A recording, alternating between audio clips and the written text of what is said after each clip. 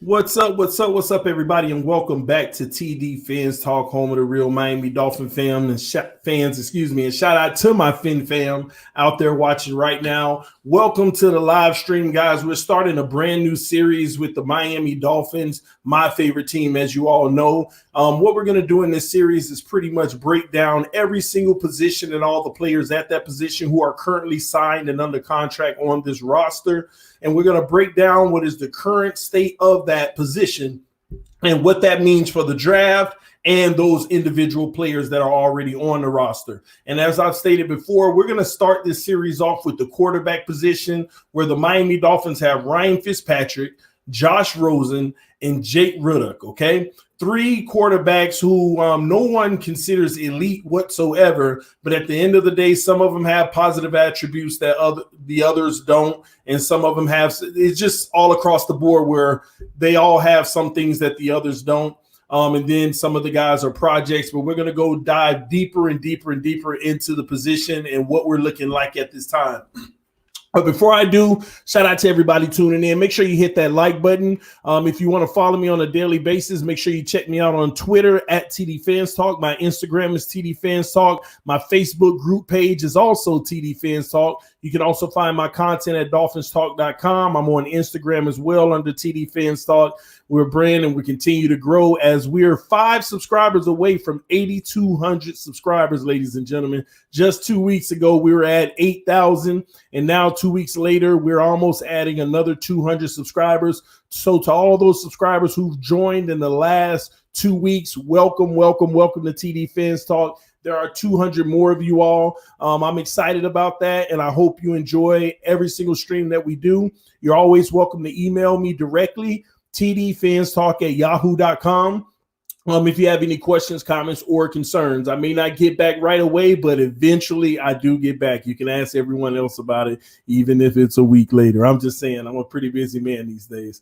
But without further ado, I want to dive right in. You know what? Let me make sure I check on my peeps first. I got to know who was the first one in the building waiting on the show to start, and that would be Mason Asqueta. He said, where the stream at? Well, we're here right now. Chris Solo is the next one, said, TD, would you trade up with the 18th or 26th pick to move back into the top 10? Interesting. We talked about that 2 streams ago. Go check out the video. It's a part of that stream where we discuss those options as well. We give the pros, we give the cons, we go deep into that matter. But I don't want to go too deep into many of your questions because I want to make sure I get through this series, because this is an opportunity for our Dolphin fans to actually learn about this roster, not just be the casual fan, but know who's really on the roster, where they've come from, where they are now, what it means for their future, what the money's looking like. We're going to talk about all those things. First and foremost, we want to start at the top of the list because we're doing quarterback today, okay?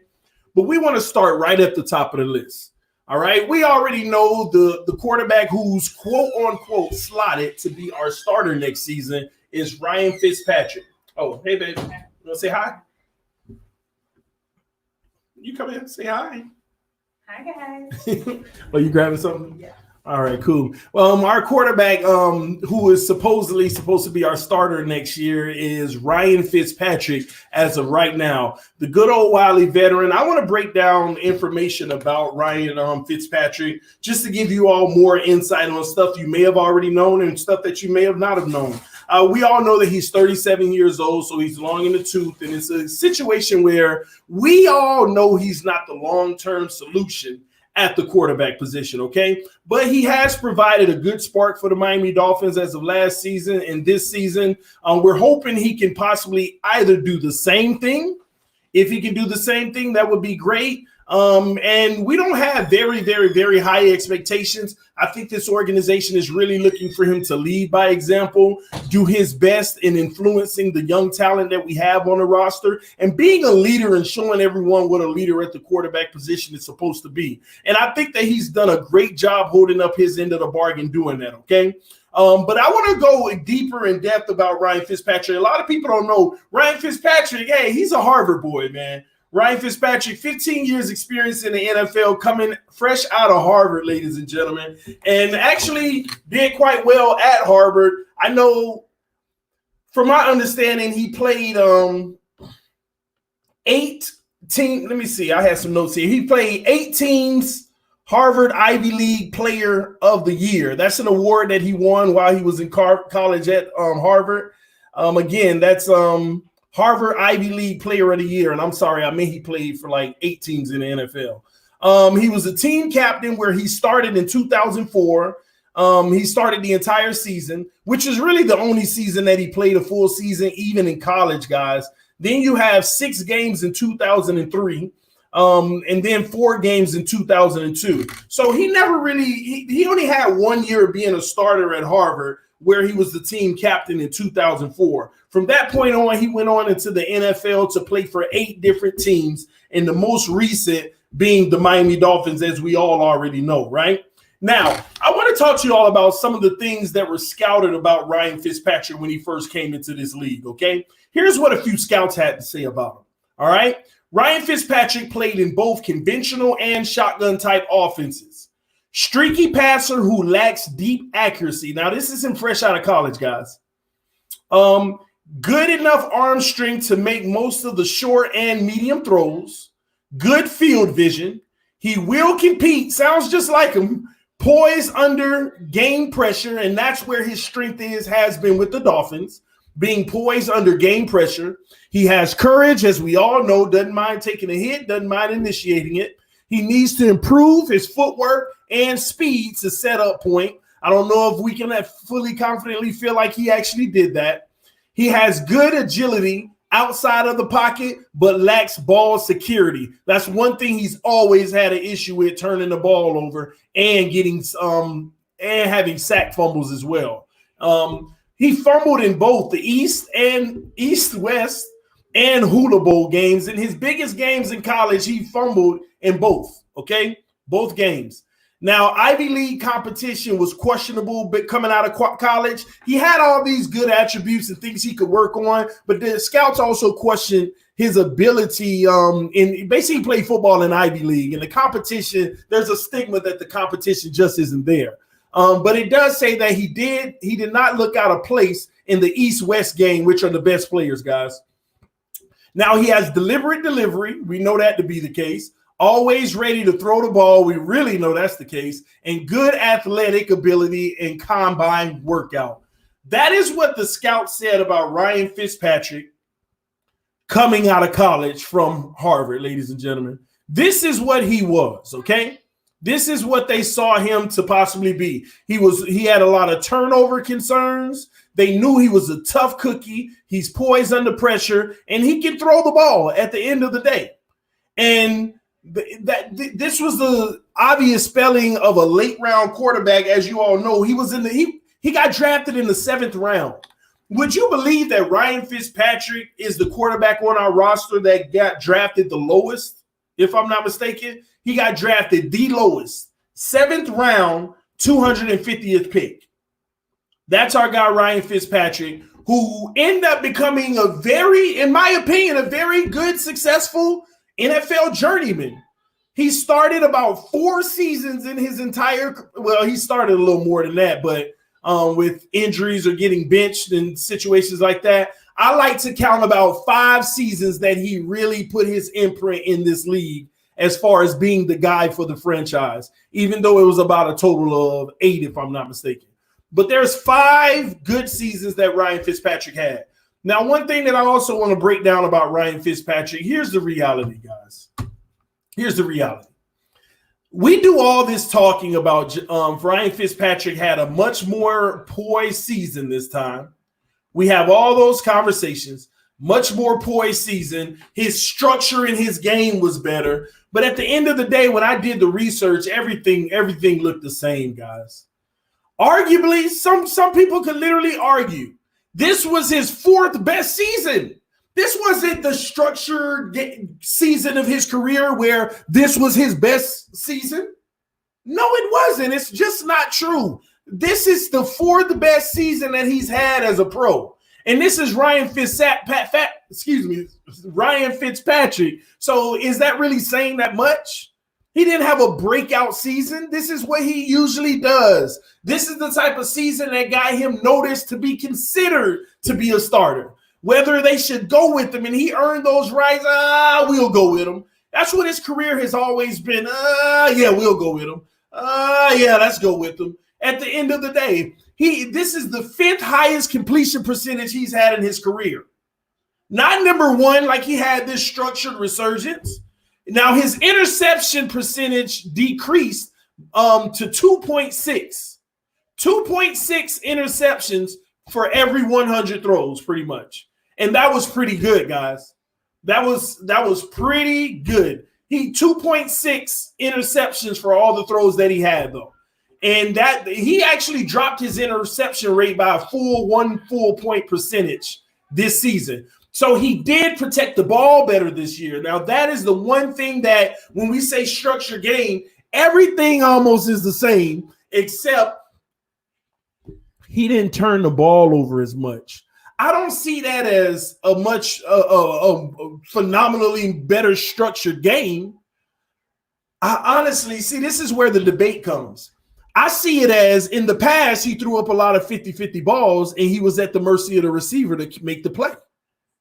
And this year, where did his interceptions come from? Primarily at the beginning of the season, around the same time Josh Rosen was playing, all in the beginning of the season when the offensive line wasn't blocking, when the receivers were dropping the ball or tipping them up in the air and they got intercepted by defenders. This was all early in the season, same situation that Josh Rosen had to go through. So I commend Fitzpatrick on improving his ball protection last year, and that is a huge stat not to turn the ball over. And some people may not see it that way, but that is a huge stat taking care of the ball. Now, his sacks actually increased. His sack totals increased this year. He had 40 sacks in 13 games. 40 sacks. Highest sack percentage of his entire career at 7.4. He sacked at a 7.4% of his passing plays. Every time he drops back to throw the ball, he's sacked at 7.4% of the time, one of the highest in the league, if not the highest. I got to go check it out because most people are somewhere around 3-4%. He had the 5th highest rushing yards in his career. Someone also said that his game was so much more structured. He knew when to run the ball and when not to run the ball. The truth is that's not the case. This is the 5th highest rushing yards in his career. He's had 4 other seasons where he's rushed more than he did this year, and he was our leading rusher. So it's not a situation where all of a sudden he's having this emergent season. The sole area that he improved in was his interception rate. And some people want to say, no, TD, he had like the 5th highest QBR in the NFL because of his interception rate. If he had an interception rate at what it usually is, at 3.4%, his QBR wouldn't have been worth anything. He would have been in the bottom 20. So he would have been ranked 20 through 32 in this league if he would have maintained the 3.4% interception rate. But instead, he decreased those interceptions, and that's what improved his QBR, because you all know interceptions has a huge factor in QBR, just dropping the points. And that's where he won this year. He didn't turn the ball over. And yes, he did improvise with his feet, but he did it at a rate that Fitzpatrick normally does. This is his 5th highest rushing yards in his career. It wasn't an anomaly like he just went off this year. Fitzpatrick was who he was. There was an article that came out today, and EM sent it to me. And it basically talked about, I think it was Travis Winfield talking about how Fitzpatrick has had an emergence. And most of the article I read, it was giving the situation of since he started in the Redskins game. When did we start counting seasons for since periods? That makes no sense. It's almost like trying to build Fitzpatrick up. And this isn't a knock against Fitzpatrick at all. I love what he provides for us, but let's not make it seem like he's the guy that might even be able to extend the contract after this year, even though he's a middle of the road guy to basically fill the hole for now. But at the end of the day, if you're going to rate somebody by the end of the season, started with the Redskins game on out, okay, every stat that was mentioned in the article was correct. He had a great game 7 on out, or whenever it was. Game 7 on out, it was pretty good for Fitzpatrick. But when did we start gauging just a sample of the season? You have to include game 1. You got to include game 2. You got to include the 3 games he played before he started going on a roll. And when you put the picture together, it's the same old Fitzpatrick. And just because he did it late in the season this year, you cannot look at it that way, because there's many seasons he did it early but fell off late and ended up with the same similar numbers that he ended up with this year. Yes, sir. I have that. Okay, go ahead. My bad, guys. Hold on. Come on. He's okay. It's like a monkey circus out here. Like, oh my god. Yeah. He okay. Oh man. My bad, guys. So at the end of the day, when I finish evaluating Ryan Fitzpatrick, he is what we feel that he is, the Miami Dolphins' reliable bridge quarterback to help us usher in the future at the position. He's no more, no less than what he usually is, but I like the fact that late in his career, he's starting to turn the ball over less. It's almost as if he could have only had this type of turnover ratio earlier in his career, things could have possibly have ended up so much better for him he could have probably made a few playoff appearances. He probably could have made a few playoff appearances that would have been huge for his career. So that's pretty much my thoughts on Ryan Fitzpatrick. When it comes to his contract, he's on a 2-year, $11 million deal. Last year, he made $1.5 million base salary. This year, it's going to be an $8 million base salary. Now, if he did get cut for any crazy reason in camp, we would be facing a $4 million dead cap, which means we'd still be saving about $4 million, if I'm not mistaken. And if they wanted to get out of this contract after this year, 2021, they are free. So Ryan Fitzpatrick, in my opinion, is a no-brainer. He's going to be on this roster up, basically ushering in the new era at the position, helping development some of these young guys and see if they can get them to transform into the Miami Dolphins' next starter, okay? Now, next on the docket, we have many of your boy, Josh Rosen. Josh Rosen. Where can I start? There's a lot to be said about Josh Rosen, okay? First and foremost, he's young in this game. Josh Rosen is pretty much a first-round pick, number 10 overall, drafted in 2018 to the Arizona Cardinals. And he had a rough start coming into this league.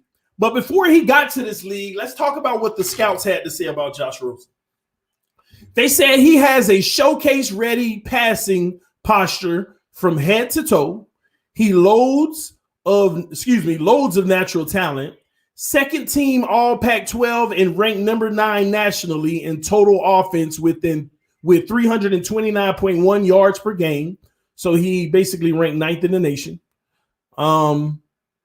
Rosen watershed game was the comeback over Texas A&M last fall, where the Bruins turned a 44-10 deficit into a 45-44 overtime win. Now that's massive, guys. I'm not gonna lie. That's a huge thing to have on your resume. Your team is down 44-10, and you overcome that and win the game in overtime. Now that's crazy to me, ladies and gentlemen. That is crazy to me. Honestly, I don't even know how that's possible to happen, because if you go to overtime, that means the game had to be tied. Where the Bruins turned a 44-10 deficit into a 45-44 win. I got to go check that game out, because that doesn't make any mathematical sense. Because if you were up 44-10, and you came all the way back 45-44, that means at some point you had to tie the game at 44 to go to overtime. So how can you score 1 point? So I may have a typo there, y'all. Y'all forgive me if that's the case. I'll let y'all know next time I do this video. All right, but that's a huge comeback if it was 44-10, guys. He passed for over 400 yards in 5 games in 2018. The ex-Bruin holds school records for the most 300-yard games, 17, and most consecutive games with the touchdown pass, as in 14. Started all 30 games of his college career, including 13 as a college freshman. He's always been a starter, which is phenomenal as well. They say he has pinpoint accuracy with a quick release. The scouts on the combine field during passing drills said there was a pop when he released the ball. After Josh Allen and Baker Mayfield, Rosen had the next strongest arm and velocity that was recorded in Indianapolis. Good body control to set up the throw quickly, quick and balanced feet in the pocket. Quick and balanced feet in the pocket, keeps his feet alive and the ball high. He has a strong arm with quickness, has a quick upload and release. I have a few more things on Rosen before I talk more about him. Also, he keeps his eyes downfield, sees the field well. Rosen has experience taking snaps under center, and the past Bruin offensive coordinator all had NFL experience. This one amazed me. And this is what the scouts had to say. I put it in blue, highlighted it. Throws the back shoulder pass like he invented it, and I saw it quite a bit. The deep back shoulder pass when guys were dropping the ball, which was sad. That sucked. And that was for the Dolphins. But also stands tall in the pocket, quickly processes information and gets from point A to point Z quickly, understands what he is seeing, moves the safeties with his eyes, accurate, short, intermediate, and long, does a good job of putting air under the deep ball, similar to Baker Mayfield. He could have sued his receivers. Watch this, guys. They said similar to Baker Mayfield, he could have sued his receivers for non-support at times. The Bruins receivers had more drops than a volatile stock market. Sounds the same way with the Miami Dolphins when he was playing last season. It just follows him. That's not good. Steps towards his target, always in a good athletic position with a slight knee bend. Rarely overstrides. Good instincts and awareness. Poised in the pocket, but pressure up the middle will throw him off his game. That was interesting to me when I read that, because that's the issue. That's the one that gets him. Poised in the pocket, but pressure up the middle will throw him off his game. That's interesting to me because it tells me that other teams were definitely scouting Josh Rosen when they came to Miami or we went to them, because a lot of times they love sending the pressure up the middle, because that's when you send the pressure up the middle, it throws him off his game. He gets frazzled. He starts throwing behind the receivers. All that pressure up the middle, flush out, trying to make things happen. It's hit or miss with Josh Rosen, and that's where the issue is. That's why a lot of people say he throws behind his receivers, his timing and this and that. Usually that's when he's under pressure. When he's poised and calm, no pressure in the pocket, I think he has a great arm and knows how to deliver that ball. It's when that pressure is coming, and that's something that we'll see if he improves this offseason. He improves that, there's a lot of things that could be running in his favor going forward. Now, it also says not really an extemporaneous passer. Oh, okay. Likes all his ducks in a row. So basically what extemporaneous means is he's not an improvisation guy. He's not a off the cuff without rehearsal type guy, okay? He likes all his ducks in a row. So in other words, he's like a Tannehill. Everybody needs to do their job and do what they're supposed to do, and he needs that for him to be great and successful.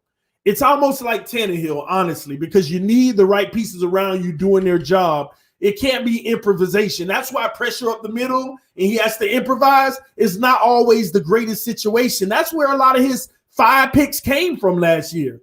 You saw a lot of craziness trying to improvise, throwing the ball anyway. Interception. That's just not good. He's going to have to work on that, being more poised, holding that ball, checking it down, or running it and trying to make something happen with his feet, because that's what Fitzpatrick did this year, and that's why things look like they were a little better for him.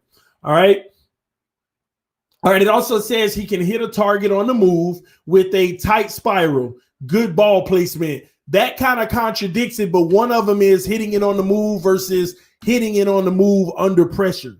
Having to literally change directions, receivers not running the way that you're running, and you have to improvise. That's where he gets in trouble. It says not a running threat, and that's huge in today's league. Josh Rosen not being a running threat is huge in today's league. He's going to have to show some flashes of being able to escape, because even if he was to want to deserve the right to be the starter for this team, they're going to be after his head. They're going to be coming after him. He's going to have to be able to check down or be able to get out of there when it's coming extra loaded on one side. And he wasn't a threat of that coming out of college, and that's why his sack numbers has been high since he was in Arizona. Believe it or not, it got worse in Miami. Question intangibles and maturity to be consistent winner, has been outspoken on issues and is very thought-provoking. And that's just something he got to get that maturity going, guys. And that shows in his demeanor with his team. Despite being an immensely talented quarterback, he has never really taken his talents to the next level in college. So what that tells me, scouts believe that he's always had the talent, but you never seen him take it to that next level where you want to put the hashtag elite in front of him. And that's where the question mark on Josh Rosen has always been. At this point, many can argue that Josh Rosen was obviously a beyond reach to be drafted in the first round, number 10 overall. The way things have gone for him right now, you think that he got drafted in the third round and a starting quarterback went down and he's gotten his shot like a Prescott or something like that. That's kind of how things have gone for him without Dak Prescott's level of success. So, but he went in the first round, went 10th overall. Interesting. He plays with confidence, but makes more than his share of bad decisions. There you go again. We got a kid that's confident, but bad decisions date him all the way back from college. Just making bad decisions. So, and that's another thing. If the argument wants to be that we can make Ryan Fitzpatrick more poised and you see the structure in his game, if that was in Rosen's game, he would be a better Ryan Fitzpatrick, in my opinion. So, but we haven't seen that yet. Or some would want to argue that, to be fair, and say he hasn't really been given the opportunity to do that. 3 games that didn't go well isn't an opportunity, because Fitzpatrick had 3 games that didn't go well, but he got another shot and he made it happen. So you never can count out a guy like this. All right. It also says that must be more consistent, very undisciplined in his play at times. Same situation. Needs to build up his body to take NFL hits. Durability is a major concern, especially the concussions, because that's something that they fear with him as well, dating back to his college days.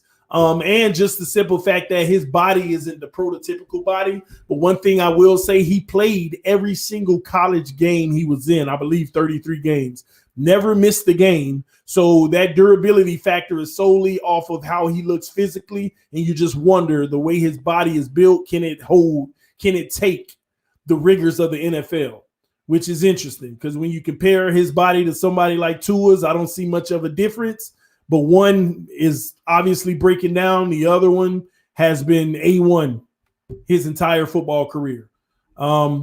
Now, also, he grades out as an eventual starter because of talent. Now, if the scout said that he grades out as an eventual starter because of his talent, why was Arizona drafting this kid like he was a starter coming out? This is what the scouting reports are saying. Excuse me, I had to sip some of my tea. I personally believe, with what I know now and what I've watched for Rosen, he should have never been thrown into the fire. He didn't even have the resume to be thrown into the fire. I do believe that he deserves to be thrown in the fire at some point, but his scouting bio clearly states, basically when I put it all together, he's a 1 to 2 year on the bench learning type guy, and then he gets his shot. Arizona, they drafted him 10th overall reaching, because quarterbacks are skimp. They literally reached at 10 and grabbed this kid and threw him in like he was number 1 overall, or should I say like he was the 10th pick overall. So you had to throw him in, but unfortunately this scouting bio doesn't tell me you throw him in right away. It tells me that you develop this kid, just like you're doing Jake Ruddock right now. Jake Ruddock's been with the Lions and now the Dolphins, never started an NFL game, might I add. I think just one with the Lions. I think he started maybe one game.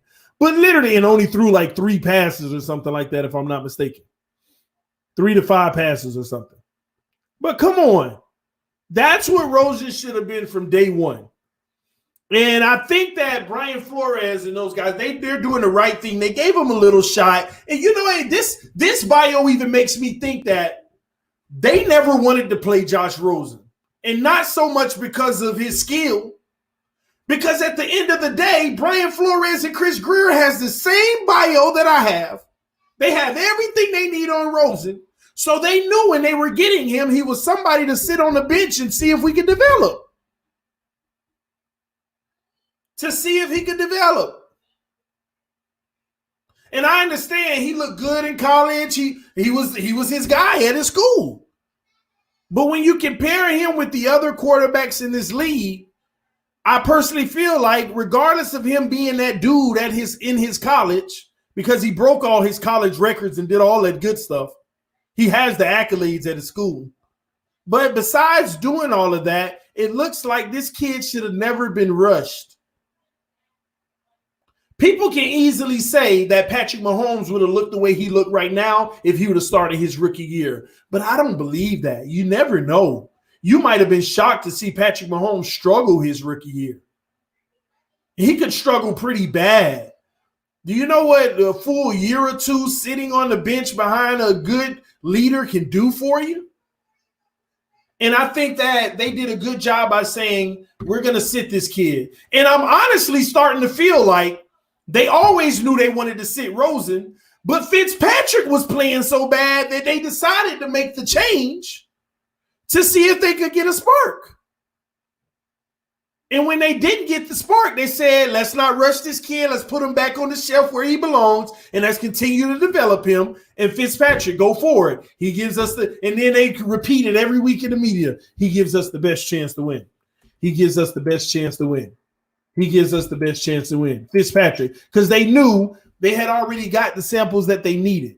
I think that the expectations for a lot of us were already too high on Josh Rosen instead of allowing him to come to Miami and be someone who developed and eventually to blossoms. Doesn't mean it has to be done now, but eventually blossom. Eventually blossom. So at the end of the day, man, and then on top of it, you throw him in the game with one of the worst offensive lines there is. I personally really do feel like now that this coaching staff don't look at Josh Rosen negatively, they know what he's been through and they know what he is, and he needs to be developed. He's a guy who needs to get two years of experience sitting on the bench, learning a pro system before he's actually given that real shot. And I believe that's what might be happening here. And at the end of the day, when it's all said and done, do not count this kid off. Do not count him out. You might look up and they feel like they've gotten their guy. So I am saying that to all y'all who love Rosen and all y'all who don't love Rosen. Look at his bio. Look at his scouting profile. This is simply, he was never supposed to start from day one, in my opinion, in the first place. Not unless you brought him into a team that's A100 all throughout to protect him, one of the best old lines and everything. This is a situation where you develop him and also his maturity. Let his maturity grow a little. He's one of the youngest in the league, believe it or not. There's seniors coming out this year the same age as this kid. And this will be his third year in college.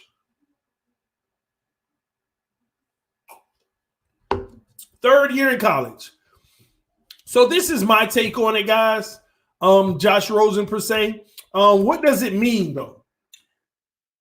His 2 years in Arizona, his 1 year in Arizona and 1 year in Miami is nothing to be proud of. But the way to sum it up is team game. Basically, team game sums up his career so far. It's a team game. That sums up his career. Because it's not solely his fault, but he's also not exempt from blame. Because there are times, just like last year with the Dolphins, he got to throw this ball away or throw that ball away or don't roll out and make that mistake. It happens. He's trying to make more than he needs to happen in the short amount of time that he has. I mean, he had 1 touchdown and 5 interceptions. But one thing, he never had an O-line, guys. The man got sacked 5 times a game. In the 3 starts, he was sacked 16 times. Come on.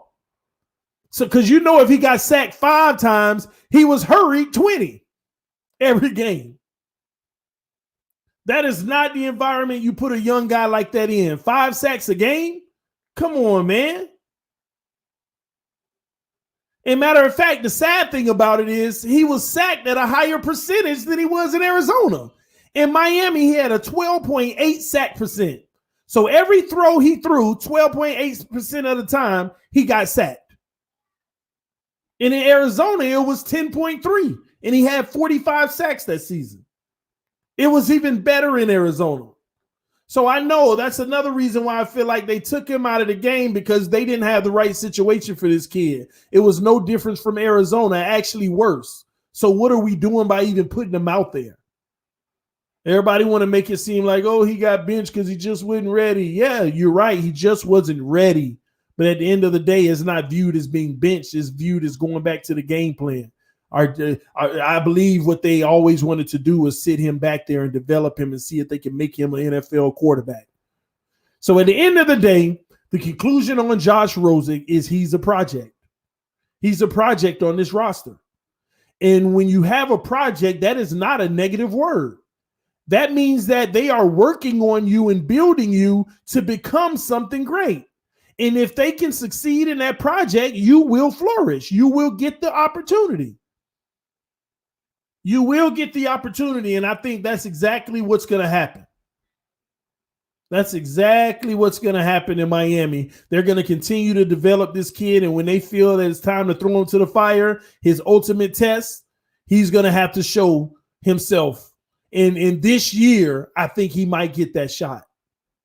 I think Josh Rosen is going to start games this year for the Miami Dolphins, and they're going to get a final say on, do you have what it takes to be a quarterback of the Miami Dolphins or not?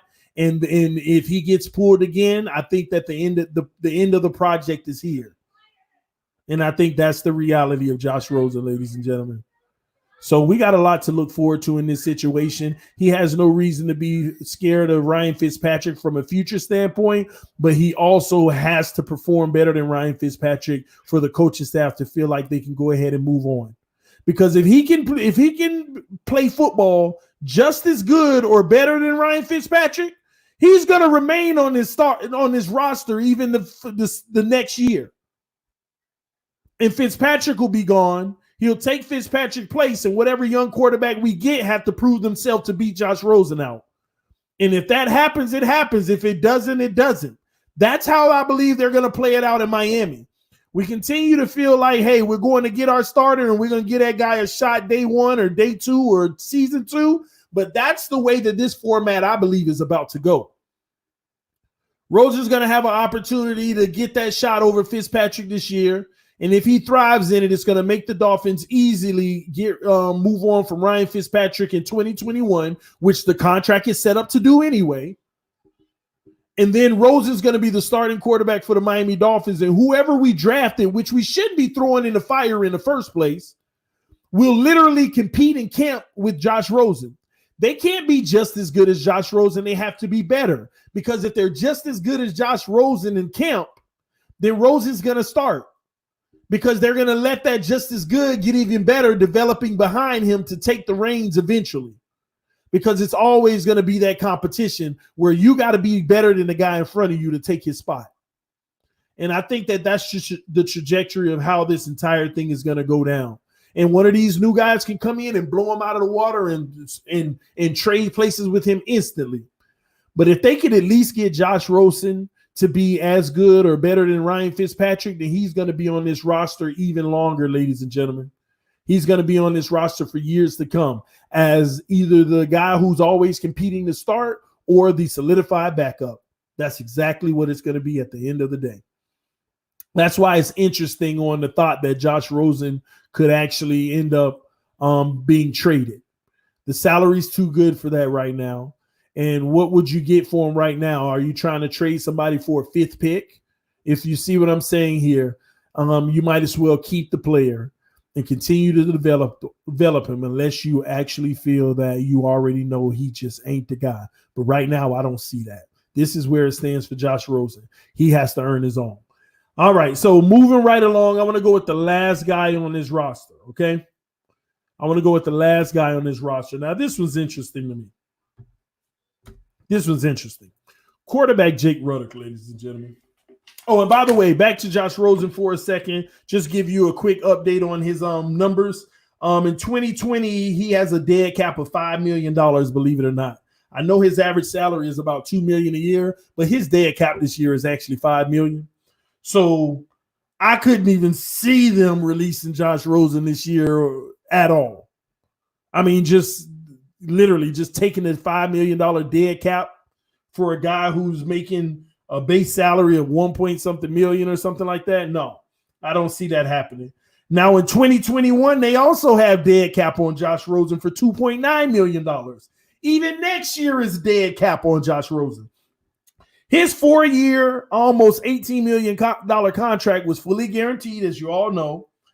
If they release this man next year, they would only be saving $150,000 in 2021. So there's a good chance he's on the roster for the next 2 years, ladies and gentlemen, unless the Dolphins just don't care about the eating $3 million just to let a player go and get nothing in return. So the only way Josh Rosen won't be a Miami Dolphin is if we don't care about the $3 million, lose out on it, because we're not gaining anything by cutting him. Cutting him isn't saving us money to put back in the salary cap. It's saving $150,000. So they're not looking for savings if they tried to cut him. They would literally have to hate him to basically cut him. So the only way for Josh Rosen to not be a Miami Dolphin is if he gets traded, which again, I don't think the value is worth it. You might as well keep the project that might have a late turnaround a corner.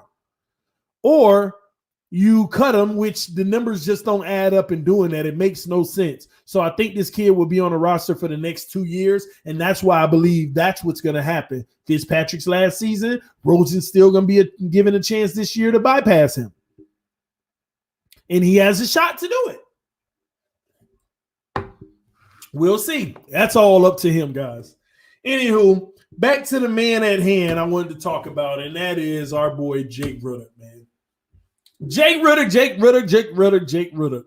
The man who has no NFL stats, pretty much. I think he played like one game, but who cares about 6 throws in a 3-year career. Has been relegated to the practice squad almost every single season. And has no NFL sample size. The only thing we know about this kid is what he did in preseason games. But let's talk about it for a second, because I want to break this down. I want to go before preseason. I want to talk about his college career. He was a 2-year starter at Iowa, 1 year at Michigan. He transferred to Michigan as a graduate with another year of eligibility. 2-time academic All Big Ten selection, ladies and gentlemen. Now, this is your educated young man. The man who, I ain't gonna say educated because it depends on what he went to school for, but I mean, he had a higher level of learning and he did it fast. He got it done quick. 2 years, he graduated, but still had another year of eligibility. So he transferred to Michigan and pretty much just balled out.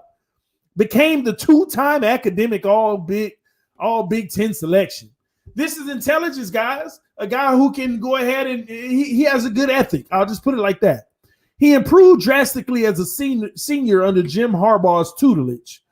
Accurate passer who displays good ball placement and anticipation when throwing into tight windows.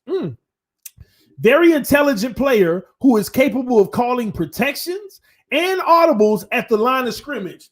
Ain't it funny how this year's preseason, Jake Ruddock played better than Ryan Fitzpatrick and Josh Rosen? Let me sip on that one.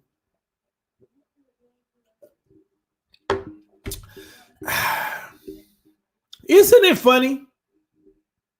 I mean, am I wrong about this? I went to every preseason game. Y'all saw me there live. Isn't it funny that Jake Ruddock played better than Ryan Fitzpatrick and Josh Rosen in the preseason games? Now, somebody even just said it in the comment section. It is preseason, dude. So what? It's real-time gameplay. It's better competition and practice. It's against the opponent. It's the game of football. I don't care if it was practice. I don't care if it was Pop Warner on a concrete street. When you play football, however well you do, that's how well you do.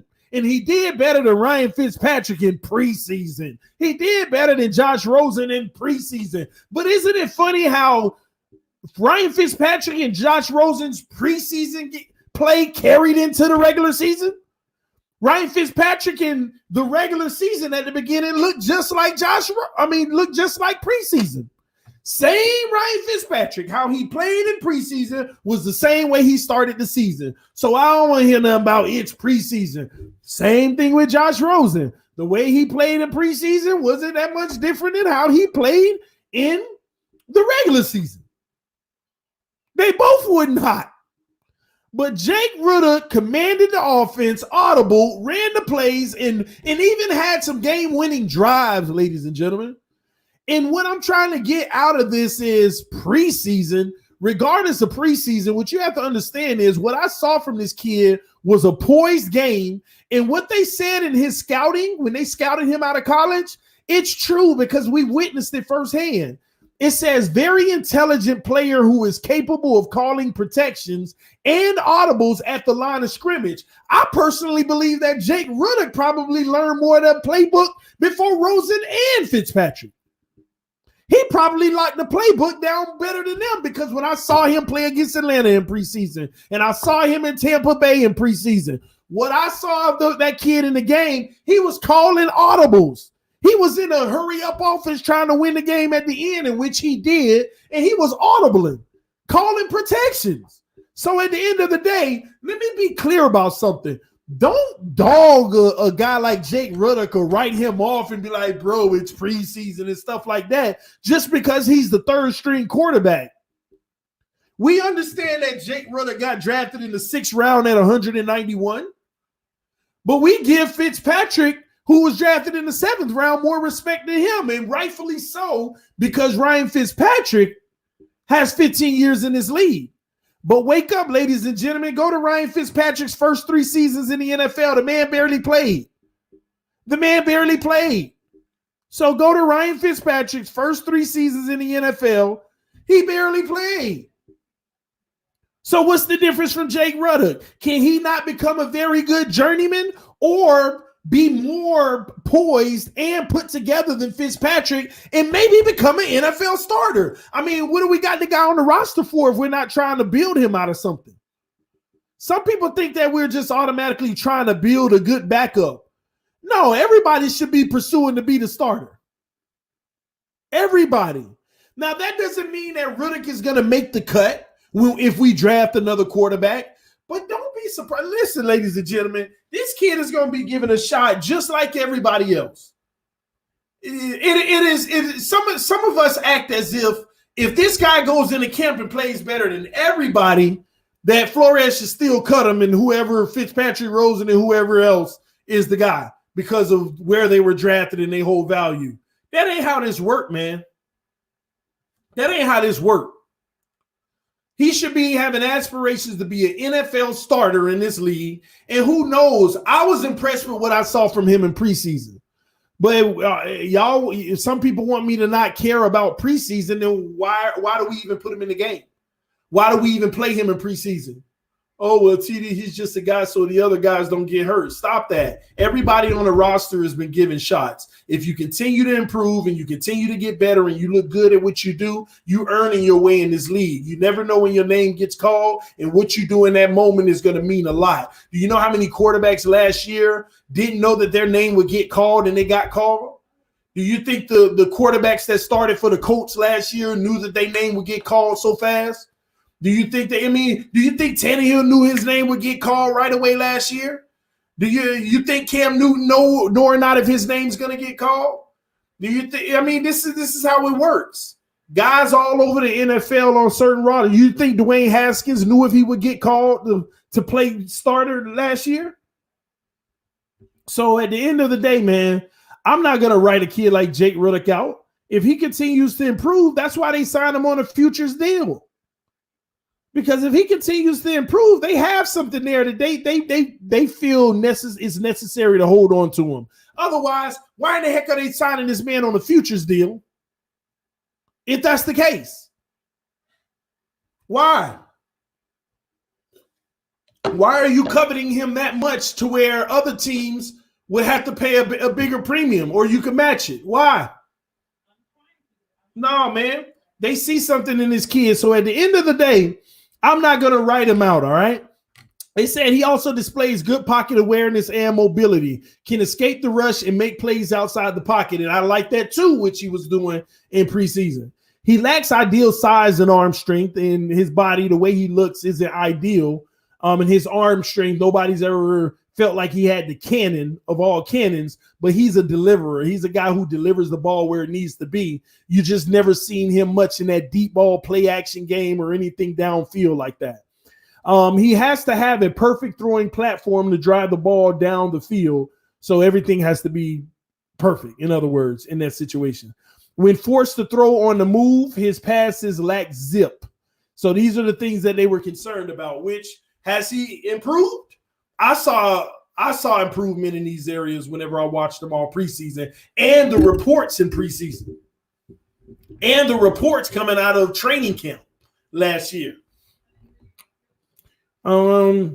He has a slender frame that may not be able to hold up from taking hits in the pocket, has the smarts and accuracy to be a dependable backup or a spot starter at the next level. So that was his scouting coming out, that he has smarts and accuracy to be a dependable backup or spot starter at the next level. And honestly, that's like a backup. That's your backup. And if your guy goes down for 2 games due to a wrist injury or ankle injury or whatever, then we need you to step up for 2 games until our starting quarterback can get back. And it's almost like what Brock Osweiler was for Tannehill that year.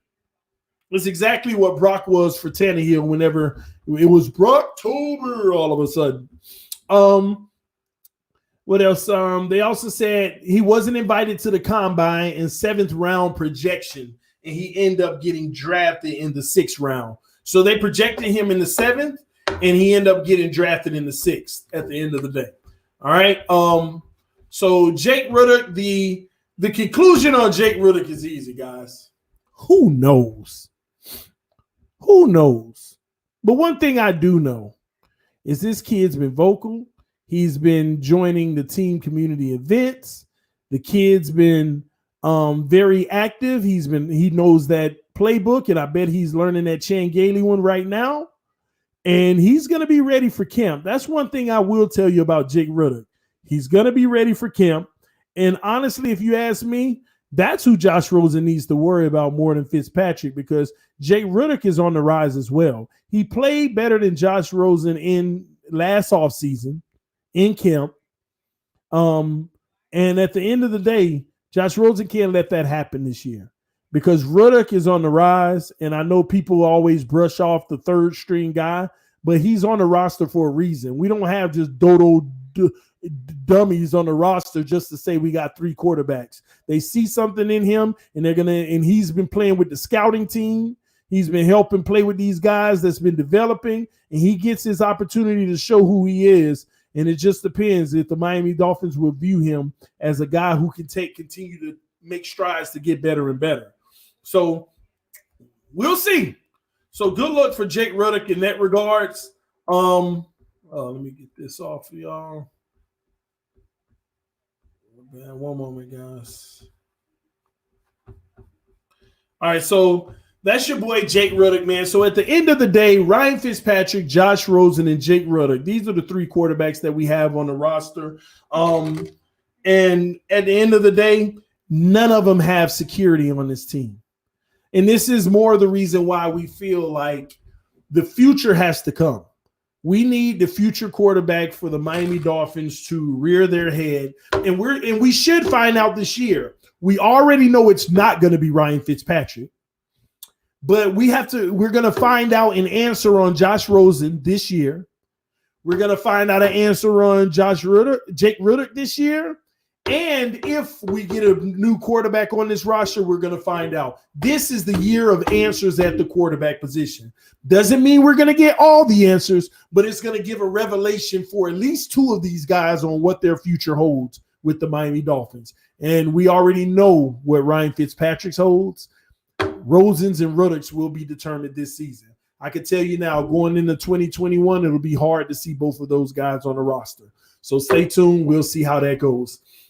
So there you have it at the quarterback position. That is my breakdown of the three quarterbacks we have on this roster. A little background history, what they were before they came in this league, what they were in this league, and what it means for their future. And we're going to continue to watch that situation. Next up, we're going to be doing the running back position next. Some point tomorrow, we're going to be breaking down the running backs. And we're going to go through the depth chart to see who we have on this roster under contract right now. We're going to do the exact same format, talk about the player, what they've done before the NFL, what they've done in the NFL, and what it means for their future, and what we're going to do at that position from a next level standpoint of how we're going to make it better if we need to. Quarterback, obviously, we got to get better at the position, but is the guy already on the roster, or is it going to be the guy that comes in fresh, brand new? We're going to find that out as time goes, ladies and gentlemen. But right now, I want to go to the screens, and I want to go ahead and drop the link. Moment. And I want to bring a few people in if they want to have a quick conversation about these three quarterbacks and what they thought about some of the things that I was saying. So if you want to join the conversation, the link is below. Feel free to come on, guys. All right, some good tea. All right. Also, guys, don't forget, check out me and my wife's newest video. I'm gonna actually post the link for that as well. Let me just go find it. We did a little challenge where she actually made me do a little challenge. So we recorded it together. We had a little fun answering some questions on who's more. I think that's what the challenge is called. It's called Who's More. So I'm gonna put the link to the video in the comment section so y'all can check it out anytime you want. Just give you a little behind the scenes on me and my wife interacting and having some fun. Let me close this. One moment. Who it smells like? Wow. All right, I just dropped the link, so if you want to go check out that video, or you could just go over, subscribe, and then check it out later so you can find it later. So I just dropped the link again for that YouTube video with me and my wife. Just wanted y'all to see it. And I want y'all to leave her a comment because we asked y'all some questions in it as well. See what y'all think, who did better in certain things, because she always thinks she better, but we'll see. Y'all let me know, man. So, guys, I see a few people backstage. Just remember, we're going to be in and out because I'm not going to put more than one person on the screen at once. So I'm going to bring people in one by one. And we're not going to be on the same person for a long time because we're going to keep it moving. So I don't want to bore people, all right? So, look at the homie. The homie's first. What's up, I-Test? What's good, bro? You all right? Yeah, I'm good, man. You outside, I see? Yeah, man. Like, make sure you're safe, man. I'm chilling, man. The family good? We all good, man. It's tough, man. These kids being home all day is really tough on them, but we making it. Working my nerves, bro, but it's good, though. Trust me, I understand more than anything. I do. Yeah, man. So what you think about this quarterback situation in Miami? Did a lot of the things I said make sense, or what's some of the things you thought about what was said? My only disagreement is on Jake Ruddock. Like, I mean, like you said, it was preseason. To people like me, it really doesn't count because it's just, third stringers, third string players out there playing against each other. So I really can't make any comparisons for how good Jake Ruddock could be because I've never seen him against first string defense running the first string offense. So that's my only where I disagree with you on. But as far as Fitzpatrick, like you said, he ain't gonna be here. He's just a bridge quarterback, and all he's been his whole career. That's why I've watched the other streams. Like, I can't understand how people are making they're casting their ballots for Fitzpatrick because what has he shown you? Like, he's done this everywhere he's gone. He gets hot, he turns into Fitzmagic, and then it's Fitztragic. You feel me? Like he throws a 5-pick game. So a quarterback like that, he's good in spurts. He's not good. He's not good for a team when you're trying to like look towards championships and you're looking towards building. So that's him. And then Rosen, he's younger than all these quarterbacks. Lamar, I mean, all of them. Even Joe Burrow, who's still in college right now, he's younger than him. And I always said that, like, that's my only thing with Joe Burrow that bothers me, is because if Joe Burrow is really that good, he could have came out last year when Kyler Murray, Daniel Jones, and what was the other guy? And Dwayne Haskins came out. He didn't come out because he was rated a 6th-round pick last year. He could have came out the year that Rosen, Darnold, Lamar Jackson, and Baker Mayfield came out. Why didn't he come out? He was a junior that year because he was garbage. Like, you can't put your stock on a one-hit wonder. Like, it's proven time and time again, one-hit wonders don't pan out. Like, I've been thinking for a while, like, I'm trying to think of that quarterback that had a one good year in college and came to the league and won a Super Bowl or was even a Pro Bowl or All-Pro. I mean, maybe I'm missing something, but like you said, history tells you a lot. I study history. When you study history, you could kind of predict what the future holds, So that's my only thing as far as the quarterback. But you know what I'm saying? Good to see you, bro. Same here, man. I appreciate you stopping through, man. Good insight, man. Nothing wrong with what you think about Ruddock, man. Hello? Because can you hear me? Yo. Can you hear me? Can you all hear me in the comment section? Let me know. That way I'll know if it's just eye test or not. Can you all hear me? Yes or no in the comment section? He's gone anyway, but I want to make sure everybody else can hear me. We hear you. All right, cool. My thing about Rosen is I see what people are saying. It was preseason, and I don't put much stock on it. So how do you know what you have? That's how I feel. When we say we don't put much stock on preseason, so are we just supposed to say, I don't care if that guy is better? We don't know because he hasn't been in a real game, so we never even care about looking at him. What do we gauge? What do we use? All the reports that were coming out, he was having a great camp. He showed up on the field during preseason. What else do you use? What do you use? That's what's tough for me, because I used to feel the same way. It's preseason, bro. It's preseason. I only feel that way about quarterbacks that quarter on quarter are already proven. So if they do something in preseason, I don't care. But guys who are earning their way, that's actually their opportunity. That's what we have to gauge them off of. Outside of that, you can have a great player that all we see is in preseason playing great, but we don't care. And all of a sudden he gets a shot one day and he balls out, and we ask, why wasn't he never in the picture before? Then we never held our coaching staff accountable because we didn't care about the preseason games. So if you see this kid ball out this year in preseason, give him his props. If he's playing better than Fitzpatrick or Rosen, then we should be screaming, let's see him against the first unit so we'll know. That's just how I feel about it, But again, it's preseason. But hey, we should be fighting for this kid to get more starter reps, because at the end of the day, if he's looking better than those other guys, he's supposed to move up to see how he can handle tougher competition. That's the way it works. It's unfair otherwise, man. Shout out to G-Love. G-Love it. What's up, homie? Man, I can't hear it. Can you hear me? Hello? Hey, what's up, man? You good? My bad, brother. I can't hear you on the StreamYard. I hear you on the YouTube. I can't hear you on the StreamYard. Are you on a phone or a computer or? Hello? Go out and come back in. Go out and come back in. So all right? it's basically a lag. But I just have a quick question, TD. You don't even need to respond. My issue with Tua at 5, and I hope you can answer this question for me. People are talking about if Tua is not available, redshirt him. But in my opinion, you can't do that, especially with the 2021 class and the QB position. So do you agree with the assessment of, if you don't know Tua is available, and you're not sure about Joe, why not wait until next year for the QB position? I mean, we already spent a second round pick on Rosen last year. And let me add this also. Let's say we do get Love and Herbert. You mean to tell me if Love and Herbert don't pan out, Rosen don't pan out, you're gonna bank on another QB next year anyway?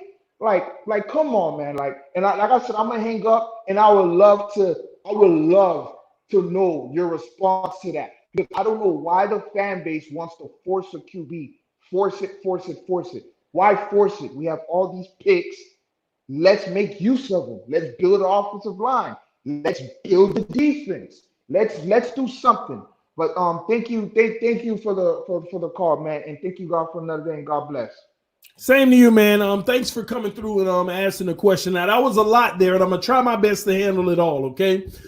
First and foremost, some of the things that you said to start out, okay, from the beginning, you were basically saying that if we don't know if Tua is the guy, which they are concerned about his injuries, and we're not sure about Burrow. First off, we're sure about Burrow.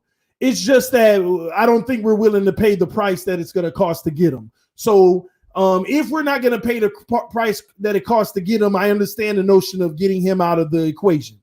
And Tua Tagovailoa, the doubt that we have on him, basically the question that you're asking is, why don't we just get a whole bunch of pieces that's going to help this team if we have all this insecurity and unsureness, and then focus on the quarterback next year? That's a twofold question. I'm going to give one side, and then I'm going to give the other side. So the first side is, you want to get a quarterback this year because you can't live in the world of, what if this goes wrong? What if that goes wrong? What if this goes wrong? What if that goes wrong? We're going to do that all day. Now, I can understand doing that with a guy like Tua Tagovailoa because the evidence is overwhelming in your concern. He's brittle. He keeps having an injury. So I could see if it was one injury or two injuries or three injuries. The guy had 12 injuries in college, okay? And he's brittle at the end of the day. So that's overwhelming. But you can't have that kind of doubt with a Jordan Love, a Herbert, or a Burrow if available. You have to go ahead and take that opportunity, because the same thing applies in 2021. If we followed the second scenario that you had and skipped on all these guys and waited to 2021, the same thing arises. First of all, we done won so many games that we're not even in contention to Trevor Lawrence. And then on top of it, even if we want Trevor Lawrence, we'd have to give up every draft pick and next year's draft pick just to move up, because whoever that number one team is probably going to want them regardless. And they probably can care less if you're offering 7 first rounders. They want Lawrence or whoever the guys are. So it's going to be hard for us to be in contention for quarterback next year, but there are more prospects. But at the same token, when you get those other prospects, that's the same concern you're going to have about Love or Herbert. It's the same thing. Yeah, some of them may be better, but at the end of the day, if it's still there. So we got to bring in another guy this year, in my opinion. Don't get me wrong. I'm one of the individuals that actually wouldn't mind number 5, number 18, number 26, 3 players that's not a quarterback. That means we're filling this roster out and we're dropping the quarterback like a cherry on top. I wouldn't mind it, but I also can see where they're going to get one of these guys this year to bring in to compete and see if they can be the guy, because you can afford to do that this year. You can also afford to do it next year again if you have to. So with all the assets that we have, it's not hurting us to grab one of those quarterbacks, whether it's at 5 or 18.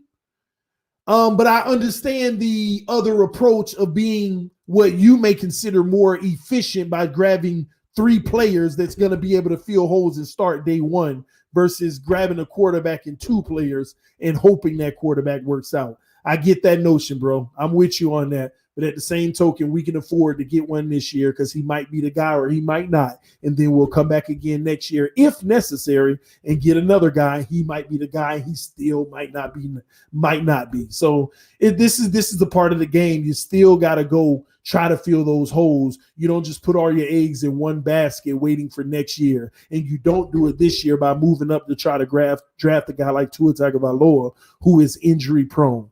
Hopefully I answered your question and I got everything that I could in. I really do hope I can. But it was great seeing you. That was the first time I've seen you. So I'm happy that you came through. Next up, we got Sharif. What's up, homie? How you doing? I hope it works because we've been having some issues. I'm good, man. You can hear me just fine? Yeah, great. I just want two things.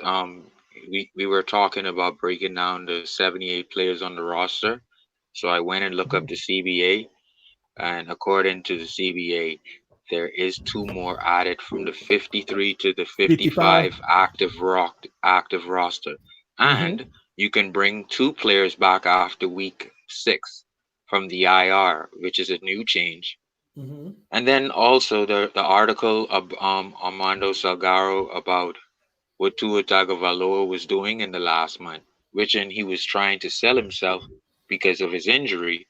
But if you're trying to sell yourself, and we know of Brian Flores' regime, you're basically always putting stuff out to the media. You're not keeping stuff inclusive indoors in the locker room. So I'm just telling the Dolphin fans that if you look at what Brian Flores has been doing in closed house, New England Patriots style, and you look at what Tua Tagovailoa is doing, putting stuff out there, overselling himself, we know he's not going to play week 1. Why is he saying that? This Laura Rutledge lady. So my thing is, I just want to put those things out there. I like Armando, but I'm gonna kind of disagree too, because if Tua doesn't sell himself, I don't think he's in the first round. And I'll let someone else get a chance to get in. And you have a great night. Appreciate that, Sharif. And great observation, man, because I've been kind of like whispering that under the table. Listen, man, the man seems desperate. He's trying to sell himself on a fan base who can rile themselves up enough to say, we got to get this guy. Him and EM been making these doctored up tapes to try to sell, his footwork and his speed and how he looks as a passer. Listen, once again, the one thing you can't sell, I said this earlier, I don't care how many videos he makes and how impressive they quote unquote look. You can't sell something that's broken. You can't. You can't sell something that's broken. And here's the thing. It's almost like you're not buying something brand new. You're buying something modified. How many surgeries now? 4 or 5 surgeries? Come on, man. Basically, it's almost like buying something from the store. It doesn't work, so you take it back and the company fixes it, and then they put it on that side shelf for sale with a red sticker on it. Original price, $299. It's yours today for $65. That's kind of what it feels like. The guy is injury prone. So at the end of the day, he can continue to sell himself.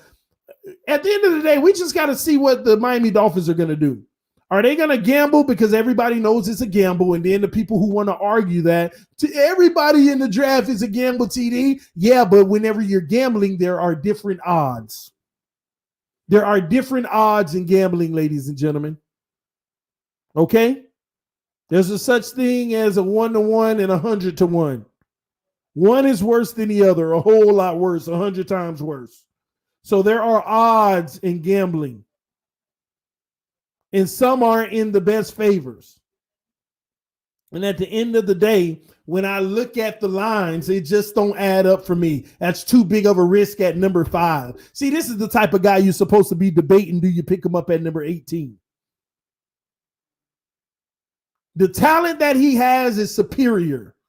But the risk of never really seeing that talent because he's always hurt is a guy that you're arguing, do you pick up at 18? Not at 5. The media helped sell the 5 overall pick. Most big boards have Tua Tagovailoa as the 8th best player in this draft overall. Now, before the injury, I believe he would have been at the top of the mountain at number 1. Arguably 2 with Chase Young. But they say he's the 8th best player in this draft right now after the injury, but it's still with the thought process that he's going to be 100% healthy. We just want to ignore the fact that he would have been top 2 and now he's 8. Why such a gap of 6 now? Because people are concerned about his injury. So that's my take on that, man. The guy, listen, man, he can sell it all he wants. His agent can give Stephen Ross awards all he wants. At the end of the day, man, we just got to make sure we scout it the right way and tell ourselves it's worth it at 5, then pull the trigger, Miami, if you feel that way. Nothing's wrong with that. If they say Tua Tagovailoa has been selected at 5, then they felt like the value that he brings was still warranting to bring him in at 5. So all you who love Tua, you have nothing to worry about. You have nothing to worry about if his talent surpasses the injury concern and should be the 5th overall pick. You have nothing to worry about it then. Because I'm telling you now, if the Chargers move up to number 3 and draft Tua ahead of us, their loss, their risk. We don't have to take risks like that. It's just not smart, in my opinion, man. Just my opinion. What's up, Vic, man? What's going on, homie? What's up, TD? I can't hear you. Man, I get jealous every time I see the fish tank. Oh, man. Okay. Every time I see the fish tank, man, I fall in love because I love aquariums, man. So I got the big screen on the wall looking at you guys, and then I got my phone here talking to you. So I agree with the odds thing. I've been thinking about it since you've been talking. Is if I was an odds maker, what would I give Tua for being long-term compared to some of the other guys? So are you bringing young studs who don't have injury problems? Do you have like long-term commitments? What are you looking for? Do you try to build a team and then bring a quarterback in that can compete, that doesn't have that you have the if. We want the it, not the if. So we want a guy that has the it. The leadership wants to bring a team to the playoffs and the Super Bowl, or do you want to have an if, not showing what's going to happen? So listen to you guys. Think about Phins with the odds makers of Vegas. You guys had the stream earlier. Do you actually take a chance on someone you're not sure of, or somebody that can bring the skill level, even though it's not 100%, but it's a good thing. So yeah, I agree, man. But it gets tricky, Vic, because Tua is the it. You know, he might have the it, but there's an if involved that's even more than that. Well, of course, and that's the big issue. That's the thing that bothers me. Those who are saying, "Oh no, you got to go Tua, you got to go Tua." It's like, what factor are you really factoring in the injury? Right. Are you really factoring in the injury? You know, I wonder if Chase Young was available at 5. Do you grab him? Most people would say yes. But if Chase Young coming off of the same hip injury was available at 5, I think people would have a totally different outlook on it. Well, so if you're in the horse race, you're going to the downs, you're going to some horse race, and you have 5 young studs out there. Okay, you bring in a whole stable. Okay, you got one guy that's lame, he's hurt his leg, he's gonna still race. But you're going to bet on which of those young studs are going to make you a team and going to make you the winner. So you've got Ruddock, you've got all these people that are on the Dolphins right now. We got a crossover guy that's helping them learn which one of those guys as a bettor would you put in that fold to hopefully raise him to be the champion. Where are we going to pick? Are we going to pick on a long shot, or are we going to pick on somebody that's only 2-to-1 odds? That's why Herbert and Love stock is so high right now. Right. Because again, it's one thing to say that you want to develop some of these young guys who has all these skills and intangibles, but it's another to actually have the guy who has everything, but he's always off the field. And I think what doesn't work in his favor is what's happened on Miami's roster for the last 3 years. You know, do they want to possibly experience Rashard Jones situation?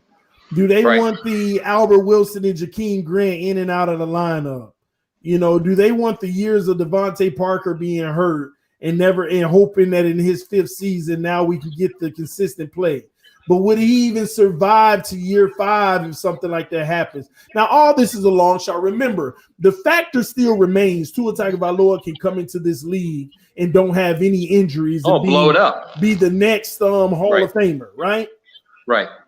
But that's the biggest issue.